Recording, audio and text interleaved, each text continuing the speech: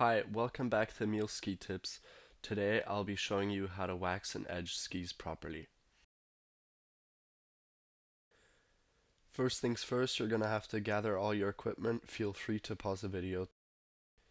You're going to want to attach the bices onto a steady surface, like a steady table.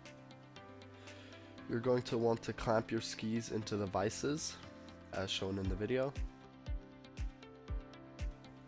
Then you're going to want to pull your brakes back with the rubber bands so they don't interfere when you're waxing or edging your edges. First thing I'll be doing is grabbing my angle and my coarser file. As you can see, the coarse file has an arrow that shows what direction you should be filing. Depending on your ski, you're going to want to choose a different angle. I went ahead with the 87 since this is a race ski. When you're filing your edges with the more coarse file, you want to make sure that you're only going in one direction.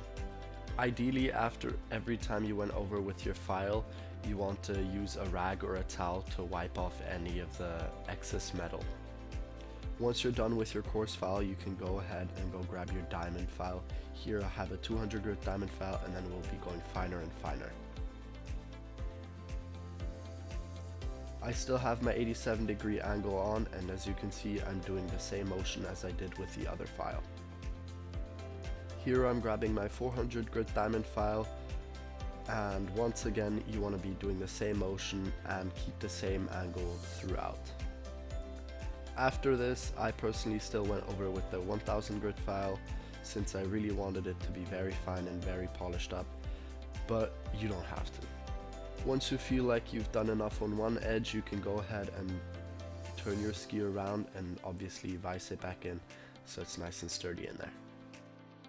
Once we finished up with all our edges, we're going to go right into the waxing process. First, we have to brush down our ski to lift up any dirt or any of the metal that came in there from the waxing. Now we can go ahead, pop up our wax, and we can go straight into the waxing process. Before dripping any of your wax onto your ski, you want to make sure that your iron is set to the temperature that is correct for the wax. Usually you can see what temperature the wax should be heated up to on the box that it came in. Also, before you apply any wax, you want to make sure that you've chosen the correct wax for what temperature, since there's a warm wax, cold wax, and so on. So if you're skiing in late season when it's rather warmer, you want to go ahead and grab the warm wax instead of the cold wax. As you can see here, I'm dripping an even amount of wax all over the ski. You don't want to apply too much, otherwise it's a waste of wax, but also not too little, otherwise you might miss a spot on the ski and then it won't be evenly waxed.